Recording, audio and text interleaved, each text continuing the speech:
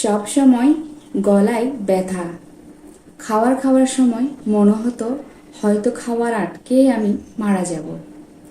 গলার মধ্যে লাফ লাফ একটা কেমন যেন একটা সমস্যা হতো। মনে হতো গলায় কিছু একটা আটকে আছে। হ্যাঁ, এই গলায় প্রথম আমার সিমটম দেখা দিয়েছিল এই গলায়। অ্যাংজাইটিতে থাকাকালীন প্রথমে আমার সিমটম দেখা দিয়েছে গলার সমস্যা। তো আমি তো মনে করতাম এটা আমার হয়তো শারীরিক সমস্যা। আমি তো অনেক ভয় পেতে লাগলাম, মনে করতে লাগলাম গলায় হয়তো বা কিছু একটা বড় অসুখ হয়ে গেছে, হয়তো আমার ক্যান্সারই হয়ে গেল। গলায় যেহেতু আমার ব্যথা, খাওয়ার সময় মনে হতো গলায় বেজে যাচ্ছে, সব কিছুই মিলাই আমি তো আমার ঘুম তুম সব চলে গেছিল গিয়ে। তো এখন আমি কি করলাম, একটা নাক কান গলা ডাক্তারের কাছে গেলাম। ওনাকে গিয়ে সব কিছুই বললাম। দেখেন আমার গলার মধ্যে কেমন জানি একটা ব্যথা করে, গলার মাঝখানে মনে হয় কিছু একটা আটকে আটকে আছে। খাবার খেতে গেলে মনে হয় এক্ষুনি আমার গলায় বেজে যাবে, সে ভয় করে আমি খাবার খেতে পারতেছি না। তো সব কিছু বলার পর ডাক্তার আমাকে বলল আমার ফ্যামিলিতে কারো এরকম কোনো সমস্যা ছিল কিনা। তা আমি বললাম হ্যাঁ, আমার বাবার তো গলায় ক্যান্সার ছিল, উনি ক্যান্সারে মারা গেছে। এটা বলার পর উনি আমাকে বলল, ও আচ্ছা, তাহলে আপনার কিছু টেস্ট করা প্রয়োজন। এটা শুনে তো আমার আরও বেশি ভয় কাজ করতে লাগলো। আমি মনে করলাম হয়তো আমার বাবার ক্যান্সার হয়েছিল, সেই জন্য আমারও হবে। এই তো টেনশন থেকে শুরু হয়ে গেলো আরও বেশি ব্যথা। ঘরে আসার পর তো আমার কি অবস্থা, কাউকে বলতেও পারতেছি না কি করব। আমি তো বাঁচবো না, আমার জীবনটা এখানেই শেষ। আমি কি কারোর সাথে আমি ভালোভাবে কথা বলতেছি না, নিজে চুপ চুপ করে মনের মধ্যেই এটা চিন্তা করতে লাগলাম আমি হয়তো আর বাঁচবো না। তো ডাক্তার সব টেস্ট করানোর পর রিপোর্ট দেখাতে নিয়ে গিয়েছিলাম ডাক্তারকে। তো ডাক্তার দেখে বলল, হ্যাঁ আপনার এমনি কোনো বড় সমস্যা নাই, কিন্তু একটা ইনফেকশনের মতো দেখা যাচ্ছে, আপনার একটা অপারেশন করতে হবে। টনসিলের সমস্যা, কিছুই না, তেমন বেশি কোনো সমস্যা না, কিন্তু অপারেশনটা করলে ভালো হবে। এটা বলার পর আমি তো ডাক্তারকে বলতেছি কখন করতে হবে সেটা বলুন, অপারেশনটা কখন করতে হবে আপনি সেটাই বলুন। আমি কারো কাছ থেকে একটু জিজ্ঞেসও করি নাই যে কি করব, ভালো মন্দ কোনো কিছুই জিজ্ঞেস করি নাই। আমার মাথার মধ্যে কাজ করতেছিল না অপারেশনটা করে ফেলি, অপারেশন করে ফেললে হয়তো আমি সুস্থ হয়ে যাব, আর না হলে যদি আমার অনেক একটা বড় রোগ হয়ে যায় এর থেকে আমি অন্য একটা ডাক্তারের কাছেও আর গেলাম না।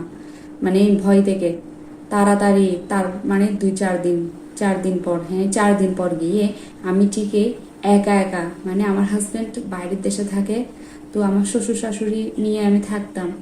কাউকে সাতও পর্যন্ত আমি নিয়ে যাই নাই, ডাক্তারের সাথে কথা বলে আমি একা একা ভর্তি হয়ে যাই আমার একটা দিদিকে নিয়ে।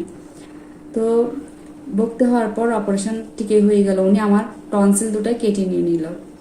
নেওয়ার পর পরে আমাদেরকে দেখাইলো, দেখেন আপনার টনসিল নিয়ে নিছি, এখন আপনি সুস্থ হয়ে যাবেন। আচ্ছা, অনেক কষ্ট পাইছি আমি 2 মাস এই গলায়, আমি অনেক অপারেশনের পর অনেক কষ্ট পাইছি। পাওয়ার পর আচ্ছা মনের মতো তো স্বস্তি পেলাম না, আমি তো অপারেশন করছি, আমি ভালো হয়ে গেছি, খাওয়া ঠিকঠাক খাচ্ছি, আমি একদম সুস্থ। আবার 3 মাস পর গিয়ে ভাবতে লাগলাম আমার গলায় যদি আবার সমস্যাটা হয়, ইউটিউবে একটু চার্জ দিয়ে দেখি তো অপারেশনের পরে কি আবার টনসিল হতে পারে কিনা। এগুলো নিয়ে চার্জ করতে দেখতে দেখতে ঠিক বিশ্বাস করবেন না, এর পরের দিন থেকে আবার আমার গলায় ব্যথা, একটু একটু ব্যথা যখন করতেছে আমি আবার কি করি, আবার অন্য একটা ডাক্তারের কাছে যাই। ওনাকে সব রিপোর্ট দেখালাম, বললাম দেখেন আমার তো অপারেশন হয়েছে, এখন তারপরও আমার এতদিন পর গিয়ে আবার ব্যথাটা শুরু হলো। তো উনি আমাকে বলল, না আপনার তো কোনো টনসিলের সমস্যা না, এটা হয়তো বা আপনার একটা অ্যালার্জি জাতীয় কোনো কিছু হবে, বা অ্যালার্জি জাতীয় খাবারগুলো খাবেন না। এটার বলার পর আমি ওনাকে সব কিছু শেয়ার করলাম, বললাম দেখুন আমার বাবারও সেম এরকম একটা সমস্যা হয়েছিল, ওনার গলার ছোটখাটো একটা বিষয় থেকে ক্যান্সারে চলে গেছিল, এটা নিয়ে আমার ভয় কাজ করে। তো আমারও মনে হয় এরকম কিছু হতে যাচ্ছে, আপনি আরও কোনো বড় টেস্ট থাকলে আরও বড় কোনো টেস্ট করান। উনি কিন্তু বুঝতে পারছে আমার সমস্যাটা। উনি কি করছে, আমাকে ওষুধ দিয়ে পাঠাই দিছে আর বলছে আচ্ছা ঠিক আছে আপনি একটা অ্যান্ডোস্কোপি করেন, এটা একটু করে আমাকে দেখান। এটা করার সময় তো আমার কি ভয়, মানে কি না কি হয়, রিপোর্টে কি না কি আসে। আচ্ছা, করাইলাম এই, মানে এই টেস্টটা করাইতে আমার অনেক কষ্ট হয়েছে, অনেক। গলার মধ্যে একটা মানে ফাইবার মতো দিয়ে অনেক কষ্ট করে এটা করছি। করার পর ডাক্তারকে রিপোর্ট দেখাইলাম, না বললো না আপনার আসলে কোনো সমস্যা নাই, বলে এমনি টেনশন করবেন না, হয়তো টেনশন থেকে আপনার হচ্ছে। এরকম বলার পর ঘরে চলে আসছি। এটা যখন বলছে আমার মধ্যে মানে ব্যথাটা নিজে নিজে বুঝতে পারলাম, না আসলে তো এটা মানে এখন মনে হচ্ছে না ওই যে ডাক্তার বলে দিছে আমার কোনো রোগ নেই।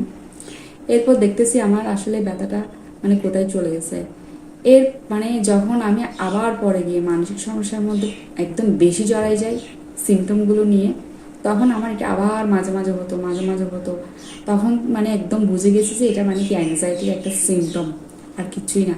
তো দেখেন, প্রথম যে ডাক্তারকে আমি দেখাইছিলাম উনি কিন্তু মানে আমাকে ভুল সিদ্ধান্ত দিয়েছিলেন। উনি আমাকে বলেছিলেন আমার গলায় ইনফেকশন, গলায় টনসিল।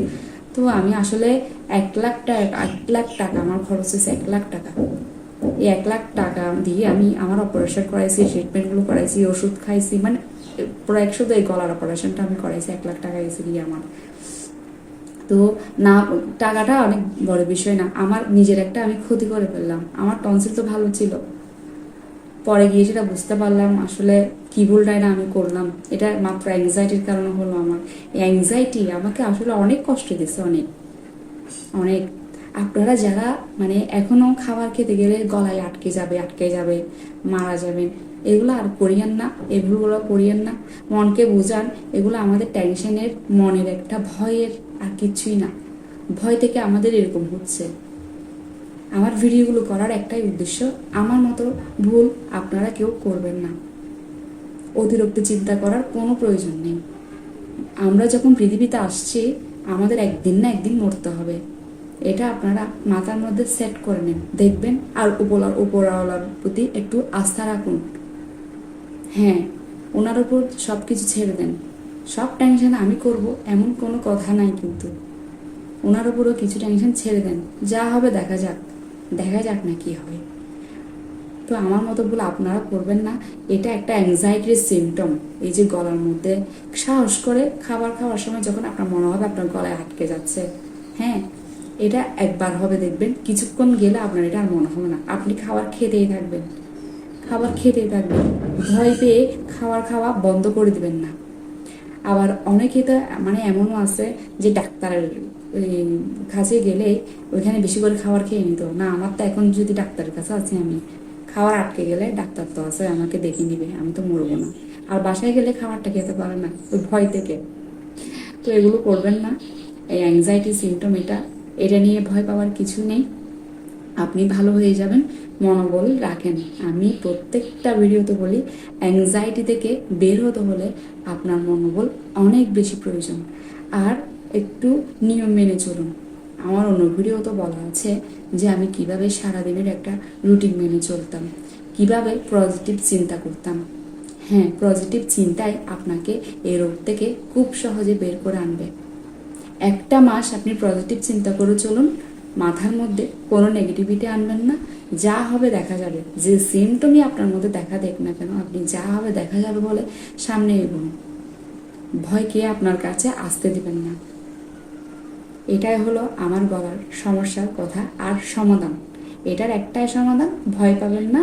এটা কোনো কিছুই না, এর থেকে আপনার কোনো বড় সমস্যা হবে না যদি আপনার সব রিপোর্ট নর্মাল থাকে। হ্যাঁ, সেটাও কিন্তু একটা কথা, মানে আপনি আপনার টেস্টটা আগে করাই নেবেন যে আপনার মধ্যে কোনো সমস্যা আছে কিনা। যদি কোনো ডাক্তার বলে সমস্যা আছে, একজনের কথাই আমার মতো ভুল সিদ্ধান্ত নেবেন না। কমপক্ষে হলো 2জন ডাক্তারের পরামর্শ নিয়ে আপনি সেই সিদ্ধান্ত নেবেন। আর ডাক্তার যদি বলে না সব কিছু ঠিক আছে, তাহলে আর টেনশন নেবেন না, মনের মধ্যে মানে আস্থা রাখবেন। এটা মানে কিছু সাময়িক একটা সমস্যা, এটা চলে যাবে। এটা একটা আমাদের মনের ভুল, আর কিছুই না। এটা একটা অ্যাংজাইটির লক্ষণ শুধু। হ্যাঁ, আমার এই অপারেশন করার সময় মানে কি যে একটা মানে আমার অবস্থা হয়ে গেছিল। এই সামান্য ডাক্তারের কথা কি বলবো, আসলে সব ডাক্তার খারাপ না, কিন্তু কিছু ডাক্তার এমন আছে মানে ওরা টাকার জন্য পারে না যে কি না কি করবে। আমাকে শুধু শুধু আমার টনসিলগুলো অপারেশন করে ওরা নিয়ে নিল। এখন তার ওনাকে গিয়ে বলতে পারতেছে না এটা তো আমার অ্যাংজাইটির সিমটম। কীভাবে বলবো বলেন? আমরা সাধারণ মানুষ কি আর এতটুকু ওদের সাথে গিয়ে লড়াই করতে পারি? মেনে নিলাম, হয়তো আমার ভাগ্য এটাই ছিল, এটাই আমি মেনে নিলাম। আর উনি আমার এই ভুল চিকিৎসা করে ওনার টাকাটা কি ওনার সঠিক কাজে লাগবে বলে আপনার মনে হয়? দেখবেন ওনার থেকে হয়তো অন্য কেউ এভাবে সেম টাকাটা মেরে খেয়ে নেবে। এটাই কিন্তু দেখেন, এটাই হয়।